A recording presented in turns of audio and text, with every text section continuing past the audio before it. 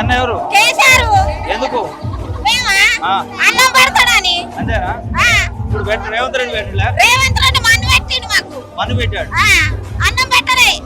Bus ప్రయాణం బజార్ బంధంగా పెట్టుకొని bus ఇంట్లో తీసి బయట బజార్లో ఆమె చేసి ఆడోళ్ళను ఎందుకు బస్సు పెట్టుడు వాడు కాదంటే అన్నాడు. ఏడి రైతు బంధు ఏది, గుంటలో పింఛనేది, ముసలాల పింఛనేది, 2000 పింఛని 4000 చేస్తాడు. అవే 2000 ఇస్తుండు. ఆ 2000 కొరకు కోడన్ను కొడుకులు కొట్లాడు ముసలాళ్ళకి వచ్చి. అన్నం పెట్టే దనుకులు లేడు.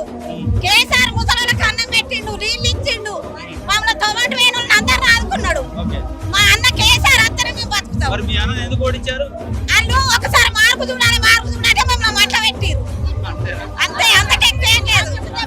మార్పు చూద్దాం అంటే ఇక మార్పు గిడికి వచ్చింది. తెలివక చేసినాం, తెలిసి చెయ్యరే. ఇప్పుడు మాకు అన్న కావాలని అందరం వస్తున్నాం. అన్న ఖచ్చితంగా ఫుల్ మెజారిటీ మీద వస్తాడు.